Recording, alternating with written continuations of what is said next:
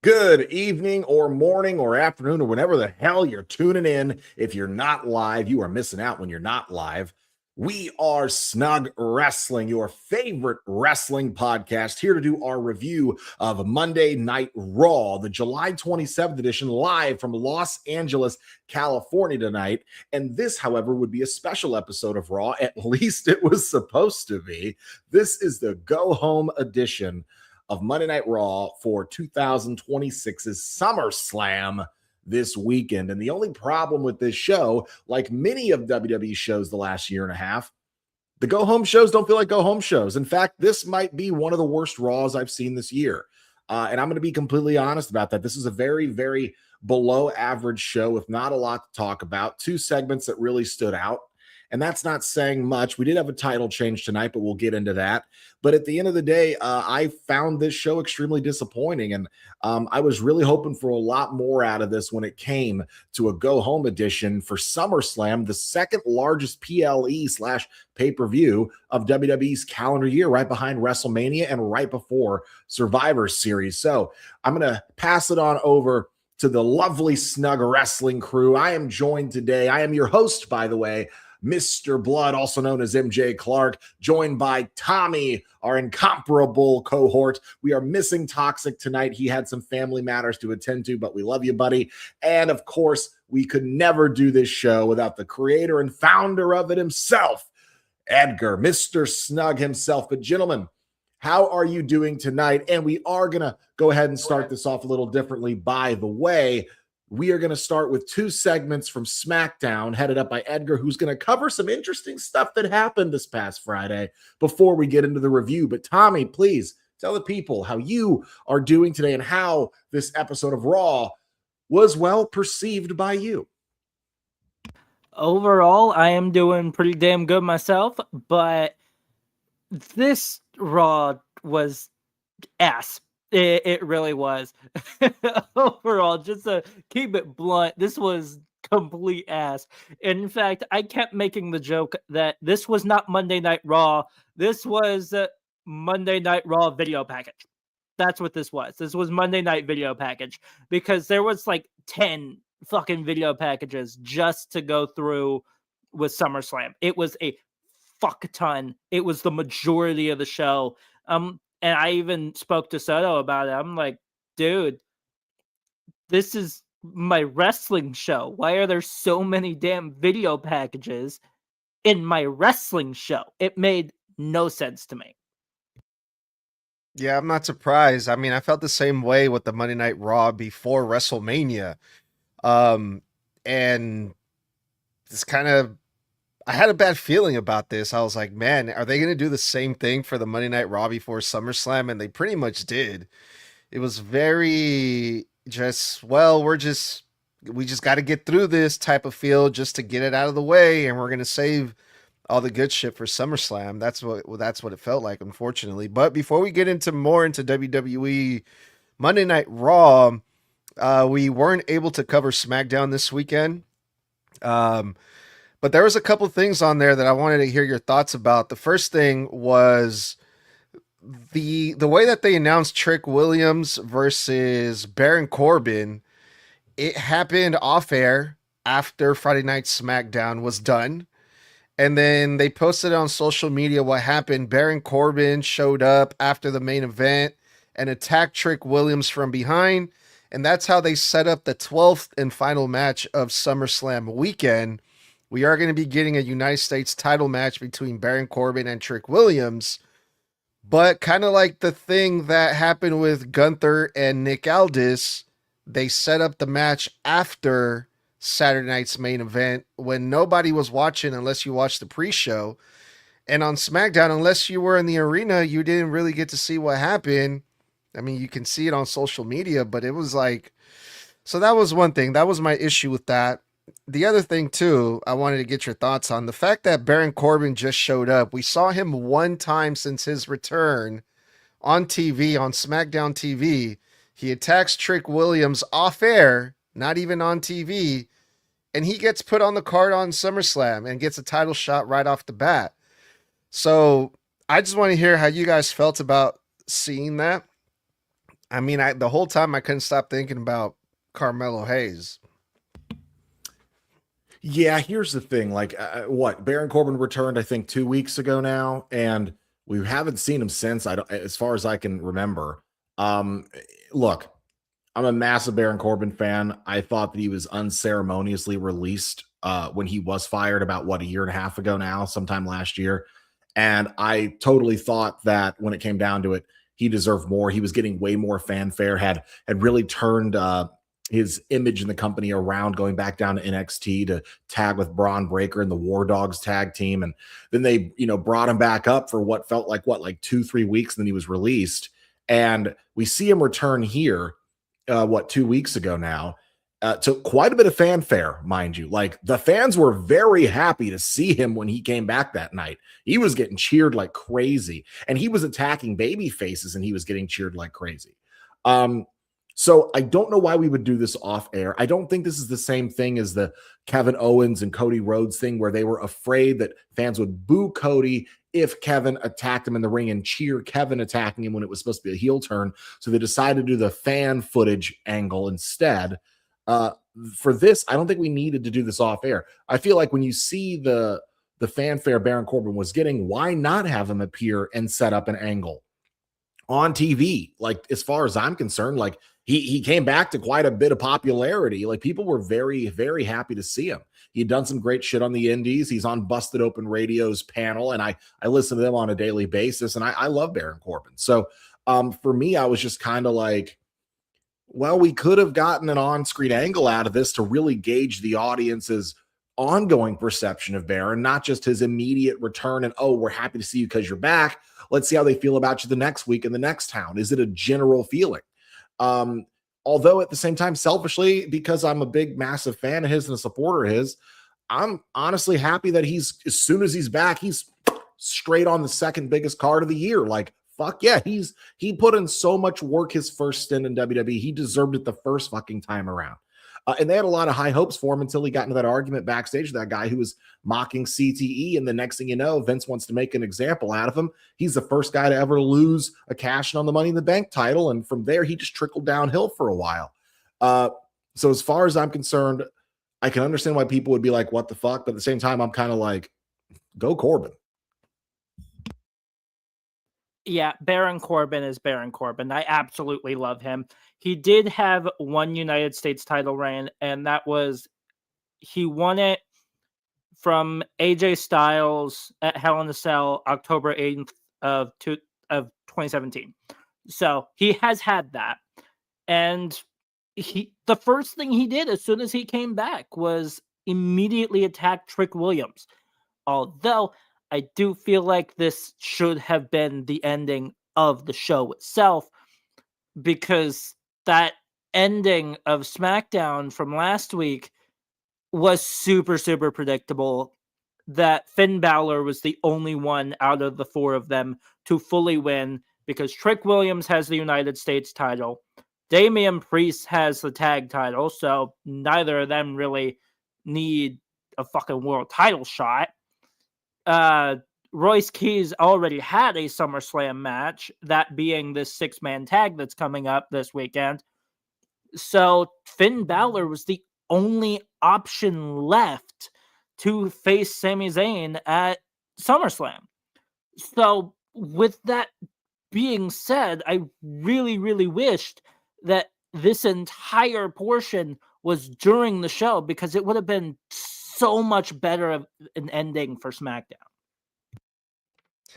And the other thing I wanted to get your thoughts on is we finally saw what feels like the very first confrontation between Cody and Punk before SummerSlam, where there's a little bit tension. They're no longer friends anymore. After Saturday night's main event, the accidental belt smack to the face when Cody hit CM Punk. And then backstage, they had that little altercation where I think it was Punk who pie-faced Cody. So then they go to Friday Night SmackDown and they have a promo exchange.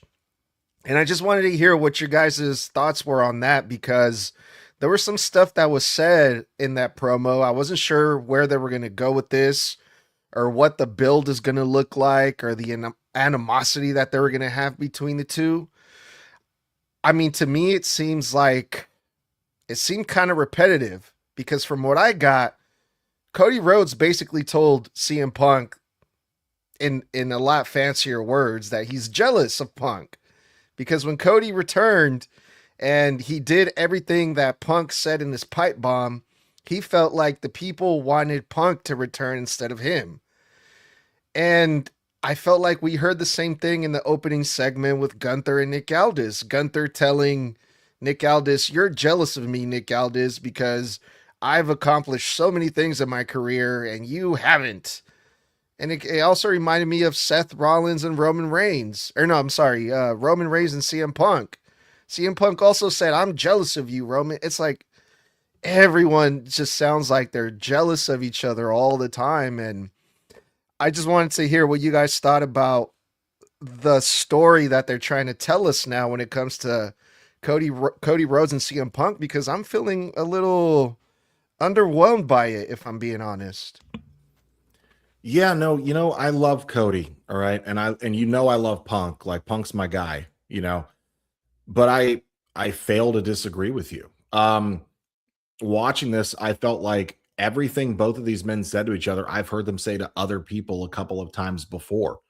And you're right. It does feel like so many of the storylines in WWE TV right now are heavily predicated on this over sense of jealousy. Like, tonality wise, every feud seems to be sprinkled with that being the center focus of why these people can't coexist with each other.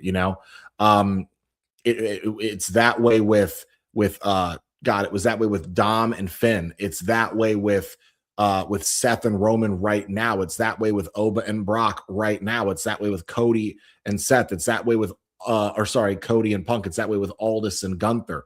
I mean, the last two feuds of Jade have been about that. Like, it genuinely feels like I don't know if we're running out of ideas here, but not every story should or needs to be, hey man, like, to one up you in this promo, I'm going to let everybody know that you just wish you were me. Like, okay. Like, the only jealousy that needs to be had in a title feud is the coveting of that championship. That's the jealousy, the object of their ire, of their desire. To sit there and go, oh, well, you wish you could have returned the way I returned. Oh, you wish you had the career that I had. Oh, you wish that, you had everything handed to you like I did. The Seth and Roman, constant bickering of back and forth. And it's like, you're all millionaires. Why are you all jealous of each other? You're all rich and famous and the top of the company. You're the top of the industry. Okay. Like, to be in the top upper echelon of WWE is to be at the top of the industry, because it's the biggest wrestling global conglomerate on the fucking planet. Okay. So when I hear like Seth and Roman bitching about jealousy, and I hear Cody and Punk bitching about jealousy, I'm like, the four of you are the richest motherfuckers in this company, who are the most decorated champions in this company, who have the most fanfare and the most shit handed to them respectively equally in this company, which means the four of you put together are more successful combined than any other wrestler on the fucking planet. So I don't know why this jealousy is an overtone for these feuds. I'm like, I just don't buy it. The only really good line I thought that came out of this entire promo was Punk was just like, you say you love me and you call me a brother and you respect me, but that's all lies. You're lying to yourself. Like, you can't say that and then act this way toward me. And then I like the line where he goes, you're just Dusty's kid. But then again, I'm also tired of people just bringing up Dusty to Cody. Like, how many feuds has he been in now where people just name drop his dad for low hanging fruit? And I love Punk, but here's the problem with the face to face, baby face to baby face dynamic is both of you want to sell the PLE. You want to put asses in seats, but you can't verbally destroy each other so much on the mic that you destroy the other's credibility. Because the real art of a promo is selling the match while still putting your opponent over, even though they're in opposition, because you want people to believe that this is a fight. This is a threat to you. So it's just, It's hard to do that when it's a mega baby face and a mega baby face dynamic. Punk asked, did Cody do the pipe bomb better than Punk? My answer to that is hell no. Not even fucking close. He really didn't. But overall, he knew exactly what would get into Cody's head, which was to bring up Dusty. As much as it is a low-hanging fruit, and it is, that is the biggest thing to instantly bring up. You have three options, or you could do all three. You could bring in Dusty, you could bring in Brandy, or you could bring in his kids. Or you could just combine it all together and just bring up his family entirely. That is what Punk was trying to do, was get into his head, and he absolutely did that successfully.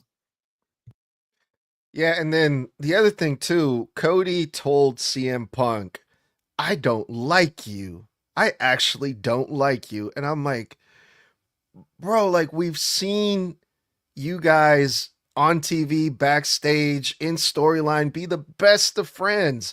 And you guys have such good chemistry. We've shown that. You have shown that to us.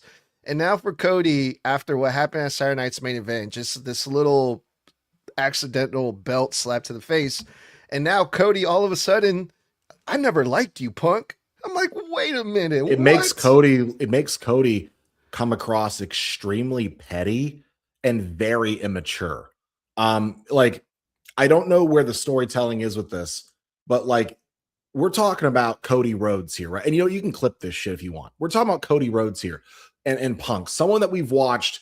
Like, as much as I love these two equally, especially when they're together on screen together, we've watched them kind of, circle jerk each other and glaze each other for the last like year.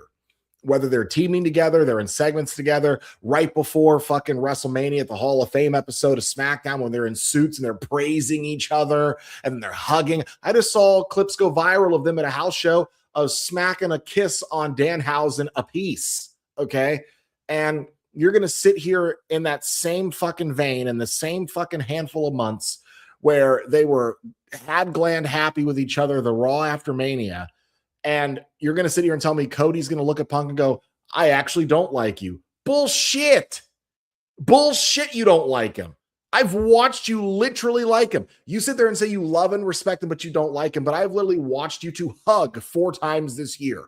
Okay. I watched you hug 4 times this year. Okay. And you're going to tell me you don't like him. And it would be easier to believe if Unreal didn't just show us in like 3 different episodes, you two joking around backstage, palling around, Cody checking on you and Gorilla, making sure you got everything you need, coming up with the idea to put the belts on Cena's shoulder at his retirement. Like, I don't like you. It just makes Cody look like the petty fucking little prick. It makes Punk look more mature by comparison. Well, I don't like you now. Like, you 41, bro. You're 41. Yeah, so yeah, I just wanted to get that off my chest. Those 2 segments from SmackDown stood out to me, so thank you for entertaining that for a bit. But yeah, man, I was really excited. I still am excited for Cody and Punk. I just thought with the history that they have, the chemistry that they have, I wasn't sure what they were going to give us, but man, I'm not really too sure how I feel about this whole thing. But we still have one more Friday Night SmackDown left. So we'll see what they do, but enough about that. Let's get into Raw. Yeah, it's going to be one of those things where the build is not going to be looked back fondly on, but I'm 100% sure this match is going to be a solidified fucking banger. That being said, let's get on to the Monday Night Raw Go Home Show edition review leading into this weekend's SummerSlam. We opened the show with a weigh-in, for some reason, this is pro wrestling, of Oba and Brock Lesnar, and they lower the Hell in the Cell. So they literally built this entire cage to lower just for this weigh-in, even though they're not having the match nor the PLE in this city. So that was a lot of work for a 9-minute segment. Look, Oba comes in. He actually weighs in first. Then all of a sudden they're waiting on Paul and Brock. Paul and Brock come out, but Brock don't want to get in the cage. In fact, he slams the door and locks Oba inside with the security while Paul Heyman cuts the same promo we've been hearing him cut for 4 straight weeks. I got to be honest. This is the start of where this episode goes downhill for me because, again, it was a very boring, very uneventful episode where everything felt exactly the same. There's nothing on this show that felt different than anything else. And then all of a sudden he lets Brock cut a Brock promo where he basically regurgitates what Paul said and then calls Oba a bitch. And then basically, Oba says the same shit again. Hey, you're running away from me like a coward, yada, yada. You can't run from me inside of the cell. And then out of nowhere, they leave. And Oba just beats the shit out of the security, does his pose, Allah. That's the opening segment. Like you, all of that. Why? Like you went through the process and the trouble of building this fucking cell, which I know took at least 10 to 15 people to put together for this opening segment and to get it hooked to raise and lower, which is a whole other, engineering issue to do for these setups. And this is what we got out of it. Like if that was the case, I'd have told you save the labor, but what did you guys think about this opening segment? Because to me, this was just the beginning of a downhill trend for this episode. And I hate to be the guy that's negative because I love professional wrestling and I love WWE. But I can't sit here as a WWE fan and just glad, happy, yes, man, this show to death and act like they can't do no wrong because this whole episode fucking sucked. I love Paul Heyman. I really, really do. He is arguably one of the greatest managers in WWE history. He really is. But at the same time here, I kind of hope that Brock Lesnar just retires after this and that he's gone, especially with the fact that Paul Heyman can't really say anything else other than what the hell he's already said about Brock Lesnar. That's the problem here. It's the fact that his entire promo is shit we already knew. He just brought up Undertaker's streak on multiple occasions. He has brought up the fact that Hell in a Cell is Brock Lesnar's playground, in which he has said on multiple occasions. He has brought up the fact that Brock Lesnar has a streak inside of Hell in a Cell on multiple fucking occasions. That's the problem here. All of this from Paul Heyman, one of the greatest managers on the mic, and he just regurgitates the same shit over and over and over again when he also has an entire other faction to look over, not just Lesnar. He does not put in the same amount of effort as he does with Lesnar when it comes to the rest of the division. But overall, this entire thing, like Oba did claim that Doomsday was coming. Hell in a Cell was coming. Oba Femi is coming. Pause. Resume. But still, that Oba Femi is coming for Brock Lesnar and he's coming to beat him to a pulp. Pause. Again, I know. What the hell? But the thing is, he claims he's going to win Hell in a Cell, and I'm with him on that. I really, really am. I think, no, I will save what I think for predictions this Wednesday. Well, I'm on the other side of this. I really enjoyed everything about this segment. I love the visuals of having, the Hell in a Cell there. It gives you like a preview of like, okay, this is what these two are going to look like in or around the cell, and it's a cool image to think about. Oh man, we're going to see these two in a cage like this weekend, and then it's a weigh-in, right? And I think the weigh-in is just to put over how massive and how big these two guys are, and they're going to be locked up in the Hell in a Cell.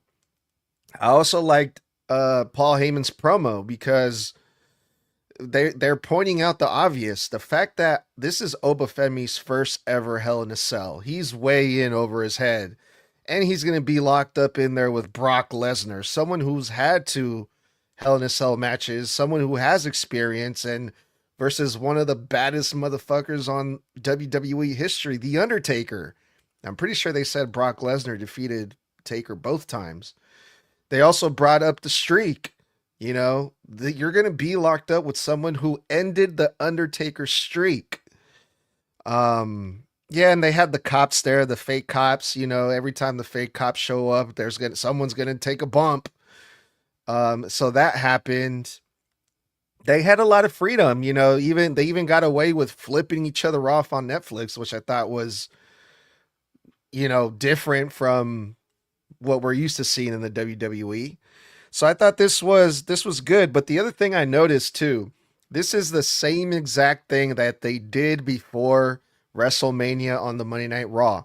Brock Lesnar and Obafemi opened up the show, the Raw before WrestleMania. They did the same thing, the Raw before SummerSlam, except this time there was a Hell in a Cell in the segment. But other than that, I thought this did what it needed to do, which is hype you up for Hell in a Cell. It wasn't a typical weigh-in. I thought, oh, they're just gonna weigh each other, they're gonna stare each other down, and they're gonna walk away. But no, they had some shenanigans where Brock Lesnar locked Obafemi in the cell, and you know, Brock Lesnar walked around the cell, and you know, they had some tension. So I thought it was entertaining. All right. Well, I guess to each their own as we move on to the first match of the evening, the Alpha Academy versus the Vision. Now, this has been boiling ever since Maxine Dupree turned on the Alpha Academy and essentially sided with the Vision to link up with Austin Theory. And so what's happened here is that we've divulged 2 weeks later into we're finally getting a match between these groups here. And it's Akira Tozawa and Otis. In this match, the team of Austin Theory and Braun Breaker, the current tag champions on Raw. And I thought they had a very decent match. And yes, they did do a lot of work here to make sure that Otis and Tozawa got a lot of their stuff and to really make them look like actual, you know, fighters, wrestlers, like not just, let's say, cannon fodder and jobbers. They actually like made Austin and Braun Breaker work for it, which I know much of the chagrin of a lot of Braun Breaker fans are not fans of this. And I get it. You're having someone who wasn't on his way to the main event scene, basically sitting here and selling for two guys who've spent the last 4.5, 5 years of their careers being jobbers. But they're trying to obviously do a light, broadened repackage of the Alpha Academy and kind of bring them up to an actual contendership level. Now, the Vision win via a Maxine Dupree interference where it looked like Otis was about to get the win by splashing the hell out of Theory. Maxine gets on the turnbuckle and distracts him, plays with his emotions. He gets yanked off, and then he gets hit with, I guess, the Vision's new finisher, which is called Double Vision, where it's a spear mixed with what looks to be an STO on Impact, which it looks a little odd, but yes. Other than that, they do a beat down of them after the match, and yeah, that was about it. What did you guys think of this? I thought this was a good way to make Alpha Academy look like a threat, but personally, I would have given them the win here so they felt like they actually stood a real chance against the Vision, because I don't think this is over by a long shot. Blood, you would have given them the tag titles? Titles weren't on the line. Huh. For some bizarre reason, I thought they were. But strategically, they did the best move here because they took out the big man. They took out Otis first. He was right off the bat. So them taking him out was absolutely the best move there because it left Tozawa as the weak link, in which between the two of them, he really is. He's skinny as hell compared to Otis, who's this big boy. So there's that. But unfortunately, the fact that Otis was out the majority of this match, that was the beginning of Alpha Academy's downfall. at that.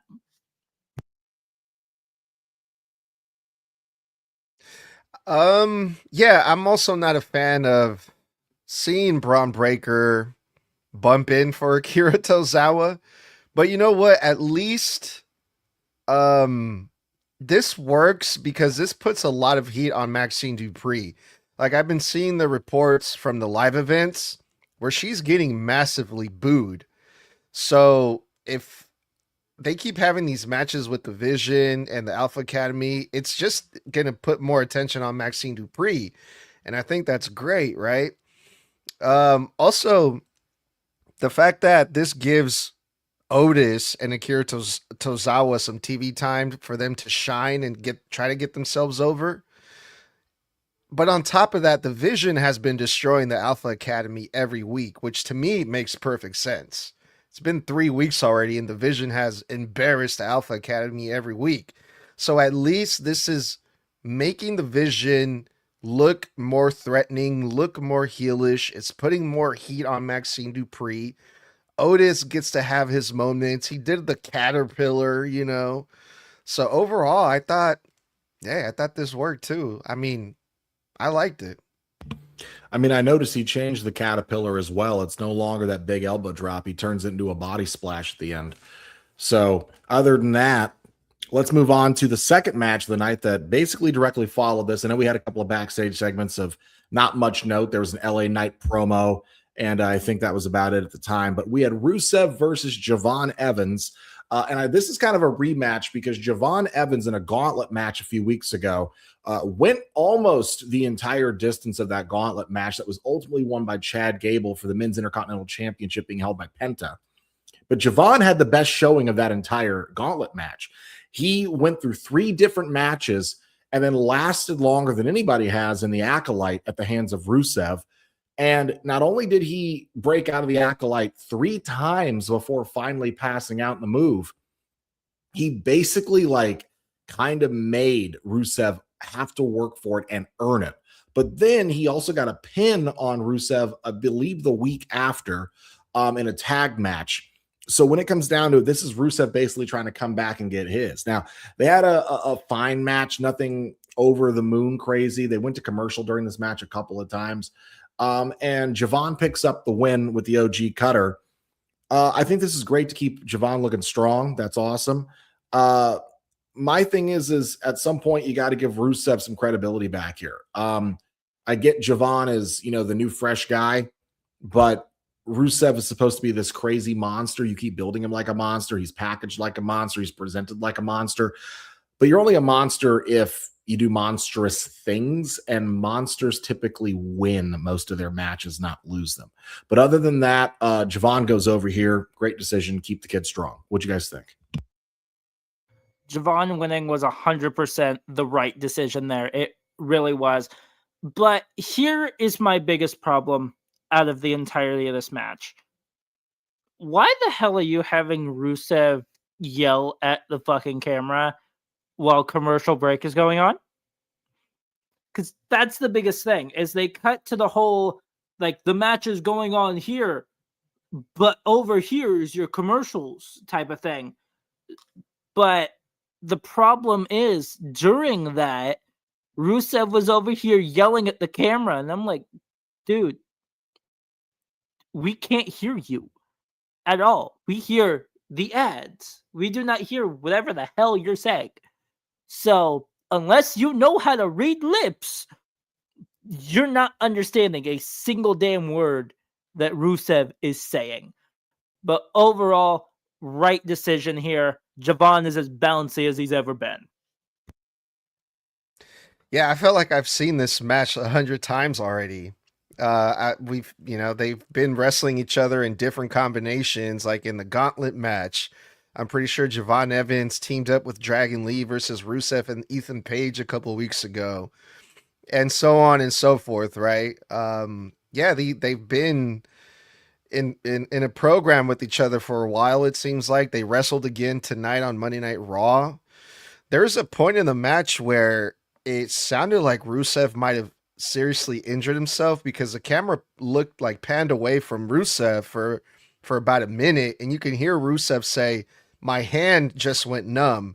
It was like after Javon Evans hit him with the, what does he call it? The dead eye or the red circle or something? Red dot. The red dot. And after that, Rusev like rolled out of the ring immediately. You can hear him on the camera say, "My hand is numb." But it looked like he got his feeling back and he was able to finish the match. It was a good match. It picked up for me in the second half. Javon Evans had another great performance. He got the win. So yeah, man. It was a good match. Not bad. Well, I got to say, the lights are always bright in Los Angeles, California. When the lights are bright in California, you need something to help out your eyesight. And if you're tired of flimsy sunglasses that look the same as everybody else's, check out Aquila. These are handcrafted, limited run shades straight out of Los Angeles themselves. Made from 50% recycled materials like plant-based cellulose acetate and titanium. They've got UV blocking sun lenses, blue light options, and even prescription lenses, all built to last and look clean. Plus, Aquila is serious about sustainability. They're a member of the nonprofit organization 1% for the Planet, and that means 1% of every sale is donated to reputable environmental organizations around the globe. And because you listen to Snug Wrestling, you get an exclusive 10% off any order with the code SNUG at checkout. Now, full transparency, when you use that code, we earn a small commission, but it helps keep the show rolling and it helps give you the top tier eyewear in return. So go to aquila.la and level up your look responsibly. Again, enter the code SNUG, SNUG at checkout for 10% off at aquila.la, AKILA.LA. All right, moving on to the cringiest, worst segment I think I've seen all year. This was a Danhausen and Joe Hendry concert, and good God almighty, was this one of the worst things I've seen on WWE television in recent memory. Joe Hendry and Danhausen go out there with somebody who I guess we were supposed to know who was on guitar. They were saying this was some popular guy. I don't know who the fuck this guy was. And they're doing the most repetitive song ever.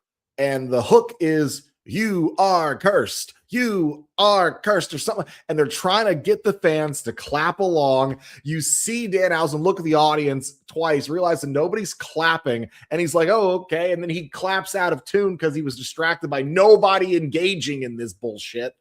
And then you see Joe Hendry still stomping his feet, like looking at the fucking the ramp, like, "Someone please end this." And then finally, we think it's over. And then the Minihausens come in the fucking ring and they start dancing. And then when you think it's going to be over after that, no. Then they've got Danhausen cheerleaders on the ramp who come out and start doing like choreographed dances. And I'm just sitting here like, this is going on for way too long. This is like 4 straight minutes of unending song. And the fucking song is the same lyrics over and over and over and over again. And no one in the crowd cared. Half the crowd looked like they wanted to evaporate. I replayed it 3 times to see, is anybody clapping? Nobody's clapping. Nobody's standing. It's the cringiest shit I'd seen in a while. And I'm just sitting there like, I'm getting secondhand embarrassment through my TV, and my wife's not even watching with me. And I'm like, I hope to God she doesn't walk out here. Like, normally she watches this shit with me, but I'm like, please don't walk out here right now. Because then I got to explain, no, it's wrestling. I love wrestling. You know this. Sometimes it's for the kids. I'm just sitting here like, end this. And then they get jumped by the Judgment Day, who, for the first time in a while, I was happy to see run in on somebody. Holy fuck. I am like Superman. They came in and saved me.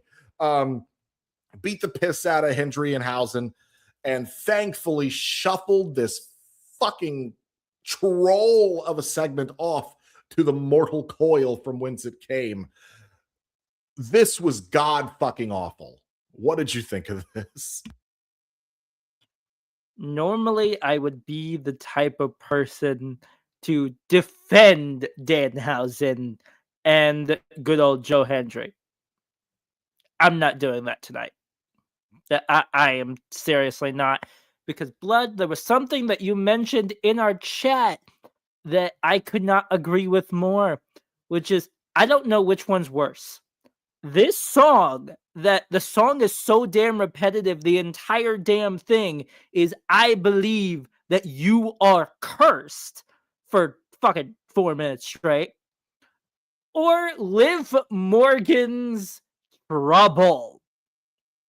I don't know which one is worse because both of them are not good at all. That's me. And with the Judgment Day coming out, Ryan Garcia being the man who attacked them first, and then the rest of the Judgment Day came in, that definitely worked for me because, again, it sets up later on, because I know we're not going to be going through it, but I still would like to mention it. Adam Pearce goes to Danhausen in a backstage segment and just goes, dude, just give him their money back. And the first thing he says is, never. He says he will never give back the money.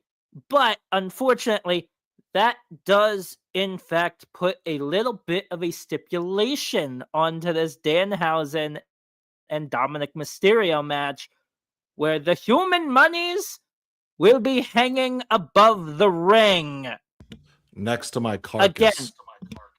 Again, all of this over money, over a physical thing that is not a fucking title, that is not something that actually matters in the wrestling world. That's the problem. Shit, I'll climb up a ladder for $100,000. Shit.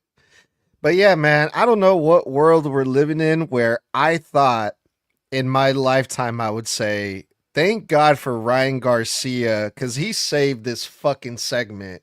And that's probably going to give me a lot of heat because I'm already seeing the backlash that WWE is getting for even involving Ryan Garcia, because apparently, I mean, there's been reports that he's like this crazy like conspiracy theorist, and he's like a drug addict and like a racist and all kinds of crazy shit. But he shows up on WWE TV and he fucking hits Joe Hendry with the guitar. And I'm just thinking like, man, this is the build-up. I mean, we were just complaining about the build-up for Cody and CM Punk, but this is the build-up for Dominic Mysterio, for a match for him, for SummerSlam. This is Dominic Mysterio, someone who defeated John Cena at Survivor Series. Dominic Mysterio, the AAA Mega Champion. Dominic Mysterio, who's a top guy in Mexico in AAA. But this is the build-up that they're giving us for his match at SummerSlam. I know it's Danhausen. I know it's like supposed to be goofy, but this was just bad. Like, not even like funny bad. Like, this was just cringe, bro. Like, I'm seriously wondering, like, is the WWE thinking, let's come up with something so bad, at least we'll get them talking. If it's bad publicity, we just want them to talk about the match, we'll throw Ryan Garcia in there to get some more attention on this match. Because other than that, like, do they really think this was going to get over in LA? Like, the people were going to start singing along and clapping along? Like, is that really what they were hoping for? Because if so, it fucking failed completely. This shit was terrible. My God. I would love to know whose idea this was and who produced this segment. Yeah, because perhaps not every time we need to fill space, we should throw shit at the wall to see what sticks. You know? This was fucking... I wish I could Brillo pad the memory out of my brain. Moving on to something that was actually wrestling on this wrestling show. Rey Mysterio versus Ethan Page. Now they've been feuding on and off for a couple of weeks now. This is tied into the Chad Gable, Penta, Javon, all that stuff, Dragon Lee. This match wasn't much of note for me. It was over very quickly. Ethan basically just keeps trying to get the mask off Rey. Rey's a little long in the tooth. And Ethan gets the win. Great big win for Ethan, technically, pinning a Hall of Famer, former world champion, damn near former everything champion. I just wish that this felt like a bigger deal. Ethan going over on Ray, because on paper, like, it's like, oh fuck, Ethan Page beats Rey Mysterio. That should be a big deal. But this felt like a whole lot of and nothing to me.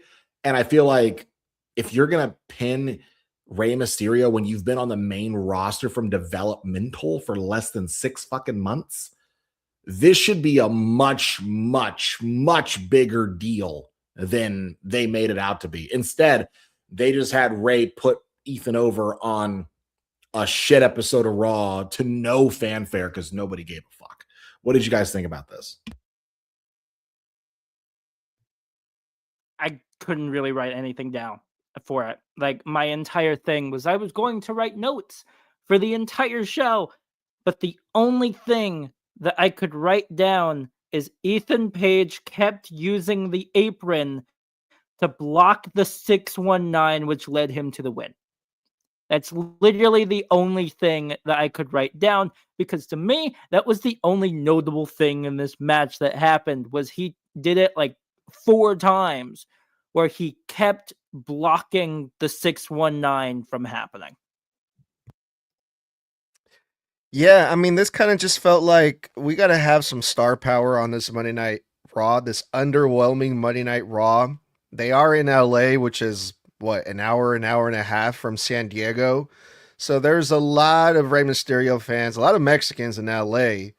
And Rey Mysterio's, if he's going to be over somewhere besides his hometown, it's going to be in Los Angeles.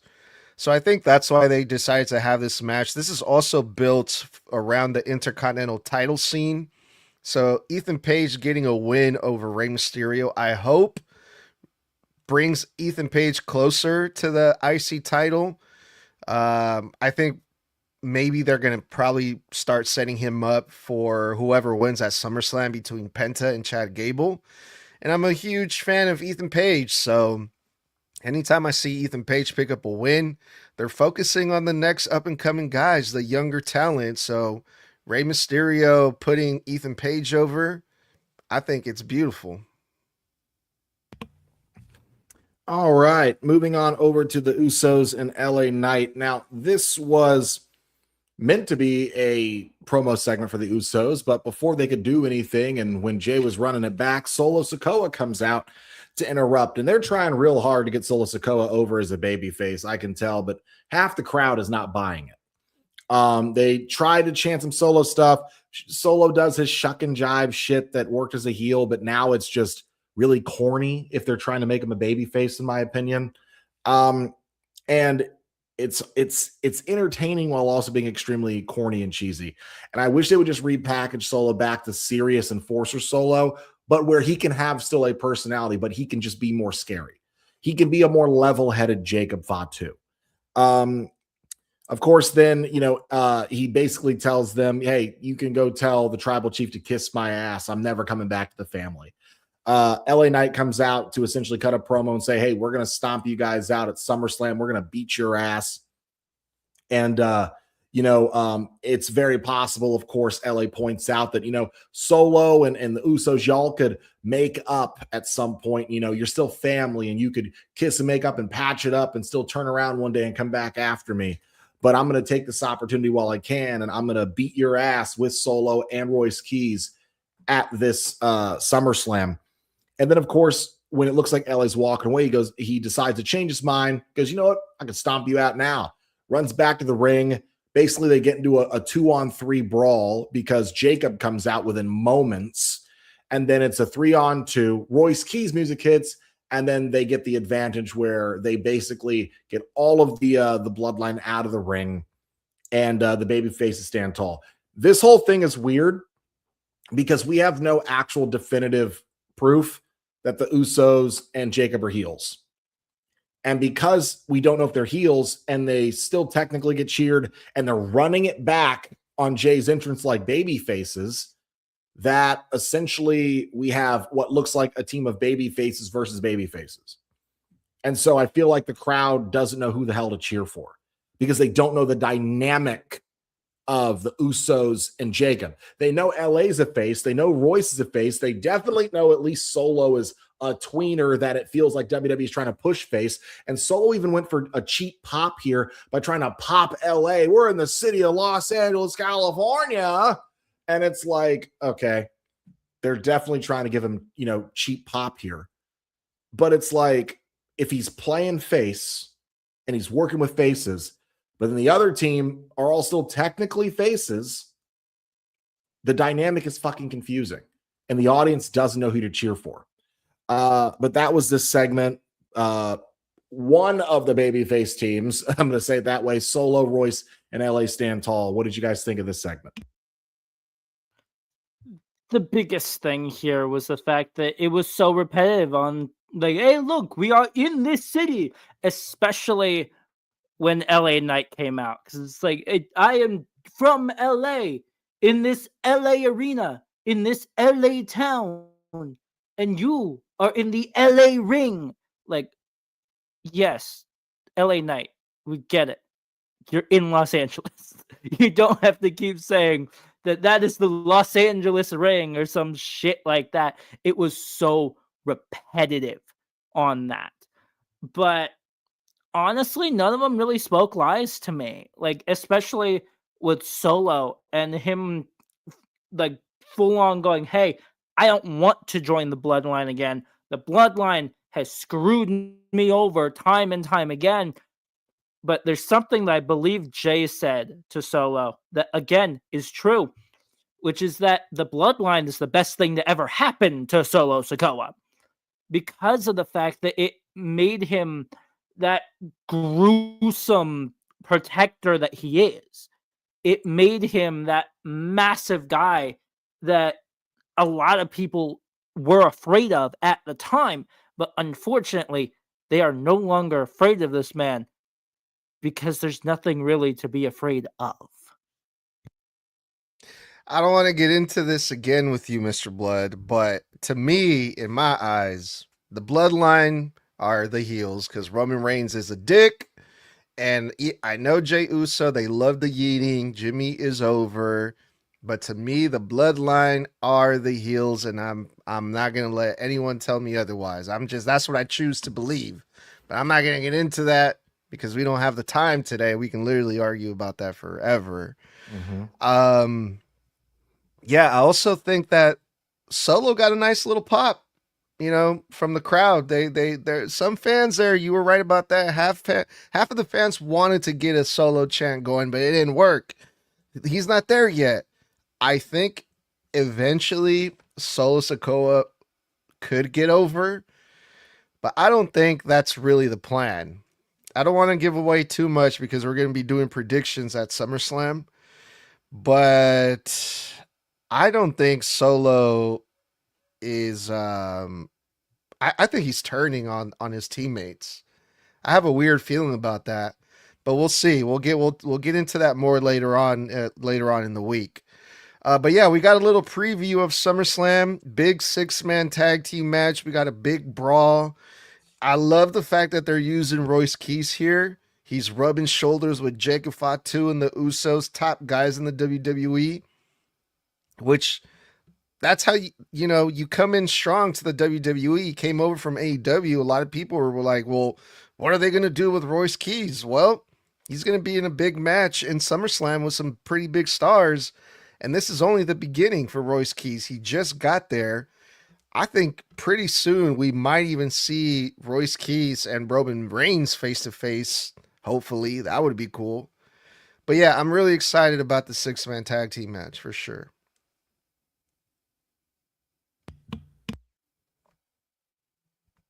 Oh, the other thing too that I'm really excited about is our friends from Distill Union. We're proud to be sponsored by Distill Union.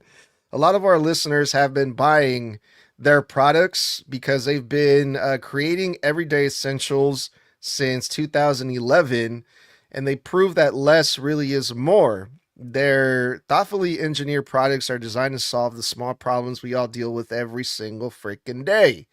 From bulky wallets to messy keys and awkward phone setups, Their Wally wallets are slim, they're stylish, and built with innovative magnetic closures to keep your cards and cash secure without the bulk.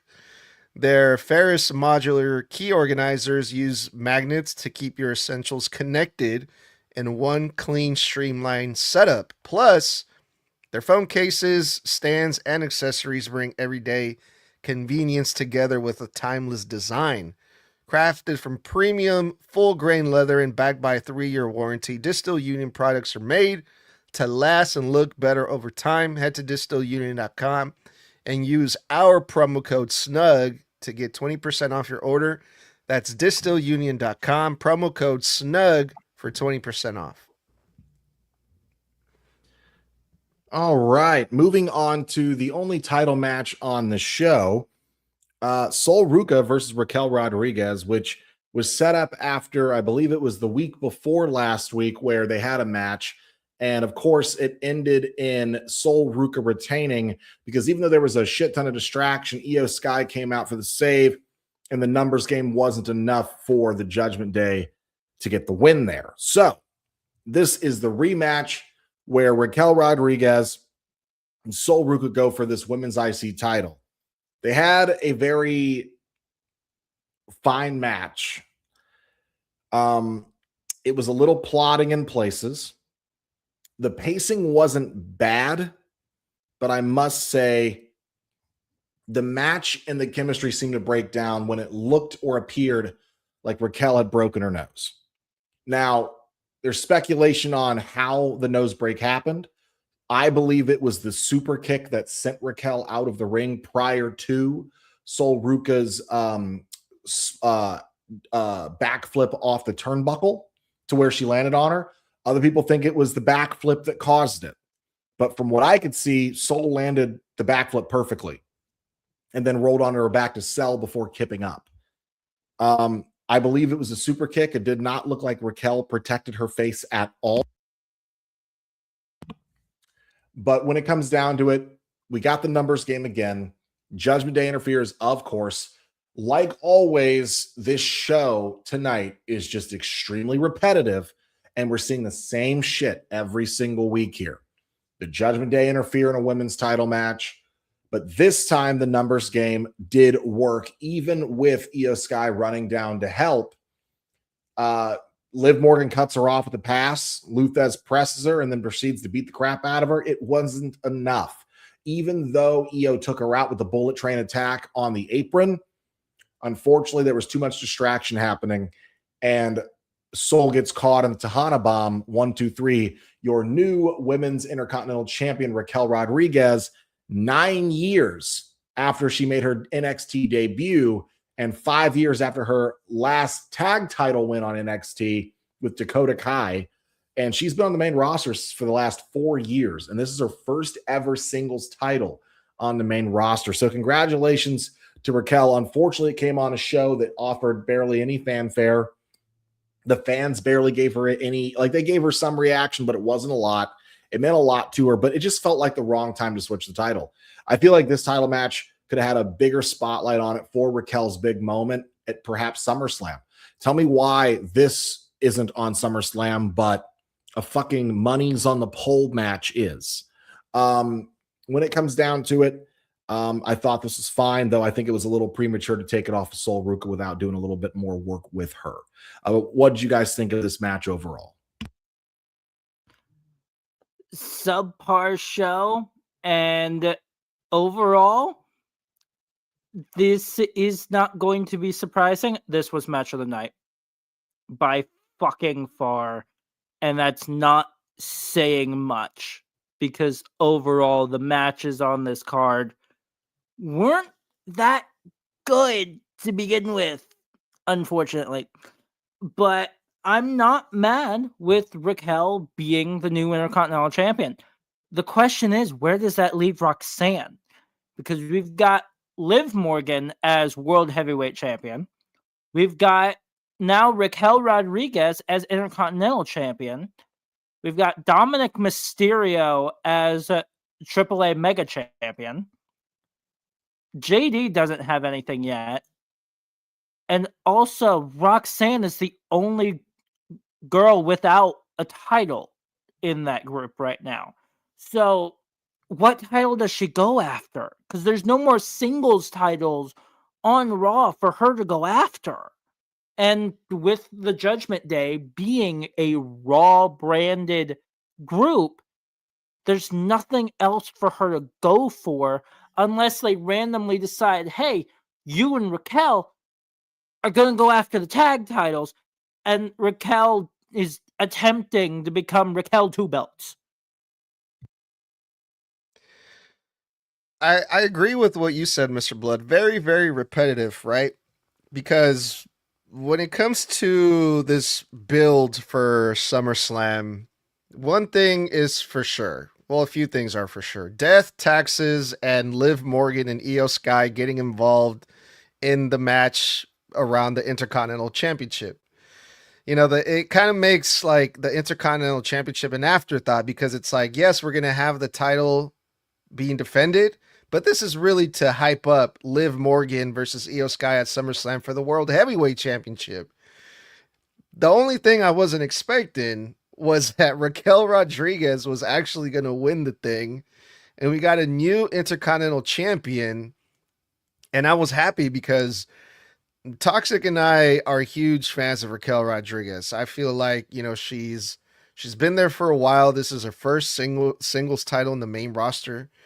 Not her first singles title in her career because she's won, I believe, the NXT Women's Championship at one point, but it is in the main roster, her first singles one. Unexpected. I popped for it. I was really surprised by it because I thought for sure Sol Ruca, they were going to go with her as the Intercontinental Championship for much longer. But I'm glad we got a new champion. And it kind of makes me wonder, Tommy, you mentioned the fact that the Judgment Day has all these golds in their faction. Kind of makes me wonder if Liv Morgan's going to lose at SummerSlam now that Raquel is a champion. Maybe, I don't know. I don't want to get in too much into our predictions, but that's where my head is at right now. But I'm really, really, really happy for Raquel. Yeah, I've got one hell of a prediction for the Io and Liv match, but we'll be saving that for this upcoming Wednesday, folks. Make sure you tune in to hang out with us on the 29th at 9 p.m. Eastern, 6 p.m. Pacific, 8 o'clock Central on Apple, Spotify, YouTube, Twitter, X, Kick, and Instagram, as well as Facebook for our predictions. But let's move on to the main event segment, which was the Roman Reigns and Seth Rollins segment. Now, Roman Reigns makes his way out, actually gets to the ring a lot quicker than normal. Seth comes out and tells the crowd to acknowledge him, and they chant for Roman anyway. Now, Seth admits he's the bad guy when it comes to the relationship that he has with Roman. He admits, I am the bad guy, but that's how I get mine, so I'm fine with it. Remember, this is the babyface Seth Rollins. Seth also says Roman is everything he says he is. He's everything the company says he is.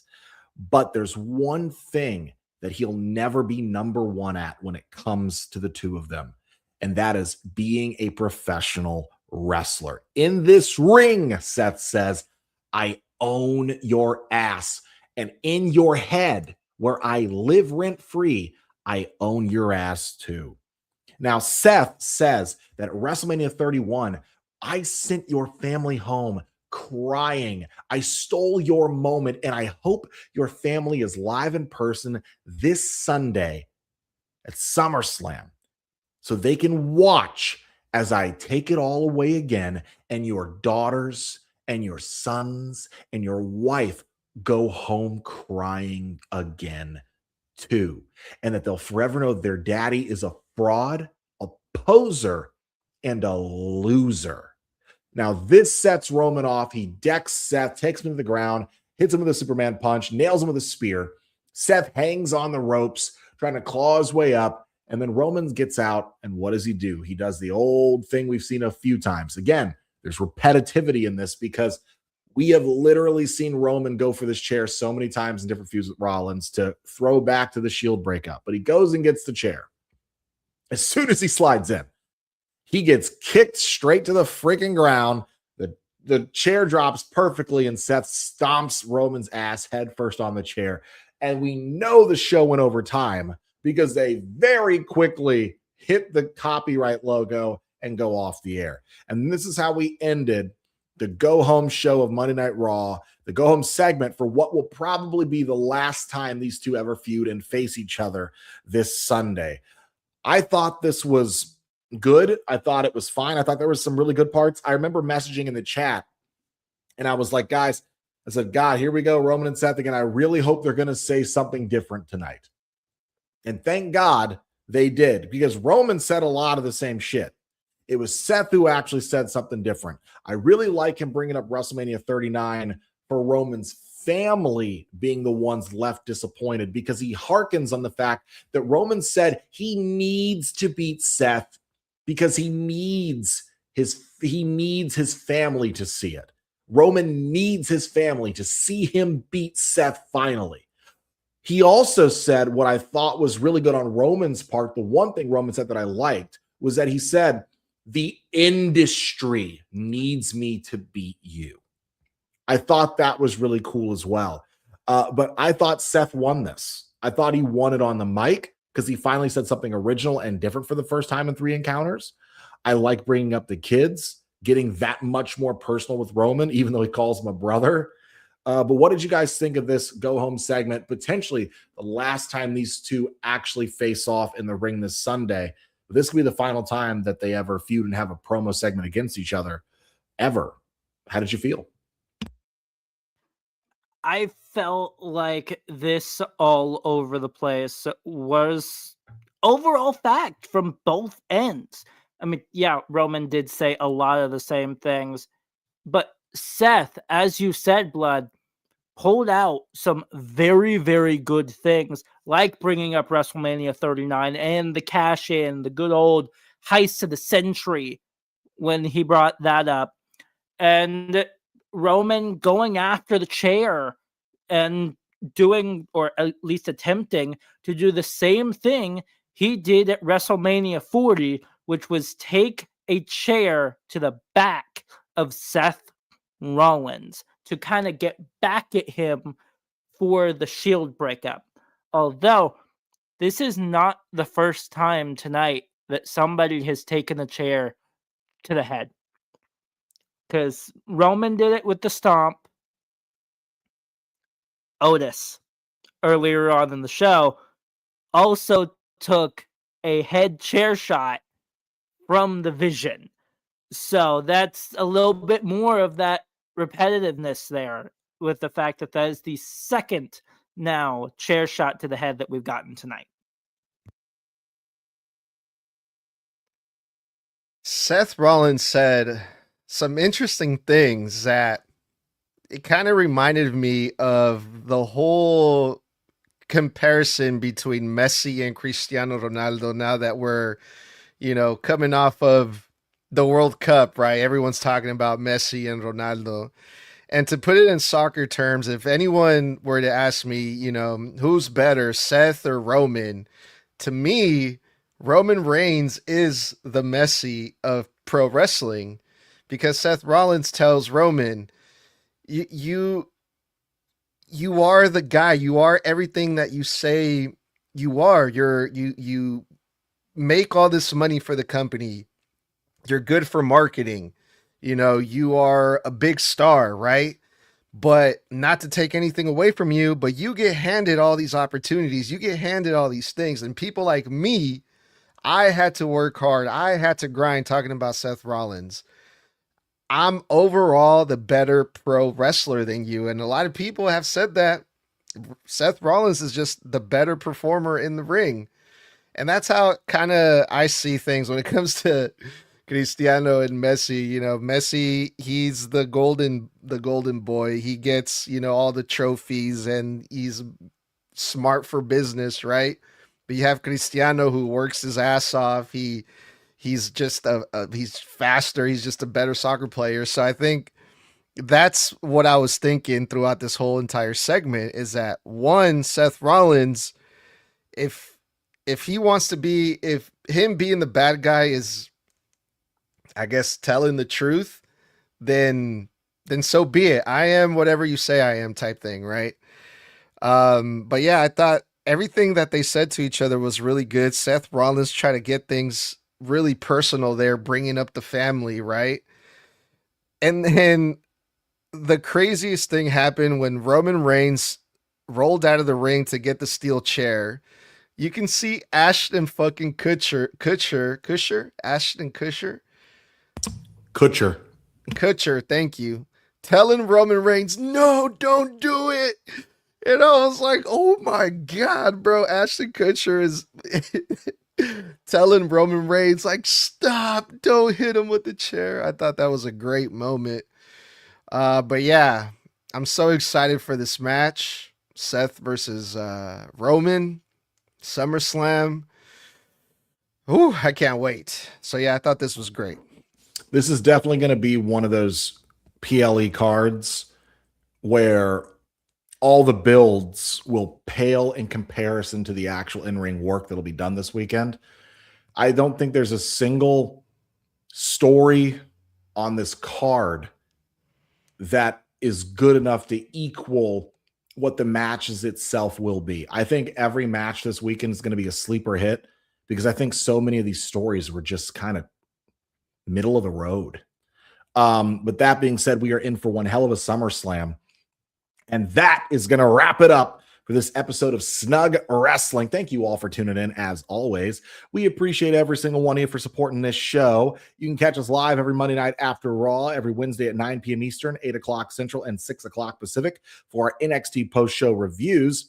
And every Thursday at those same times on TikTok Live, where we go over random or relevant wrestling topics and answer your fan questions live. And every Sunday at those exact same times for our post-show SmackDown reviews. Now, we do go live when we are doing live shows at those times I just mentioned on Facebook, YouTube, X, Instagram, Kick, for every live episode. But mark your calendars, because when it's PLE week, things change a bit. We have predictions coming this Wednesday, July 29th for SummerSlam at those times I've already mentioned, 9 p.m. Eastern, 6 o'clock Pacific, 8 o'clock Central for SummerSlam's prediction. So join us for that and shoot some comments in during the live. But also this Sunday, because we have SummerSlam, we will not be doing the SmackDown post-show review this Sunday. We'll be reviewing night 1 and 2, both on Sunday evening itself, not Saturday and then Sunday. Both nights will be reviewed, on night 1. Now, follow Snug Wrestling everywhere on all social media platforms, Apple and Spotify, and grab your merch at teepublic.com/Snug Wrestling. That is TEE public.com/Snug Wrestling. Until next time, folks, stay safe, stay savage, and stay snug. And we'll see you Wednesday for predictions for SummerSlam.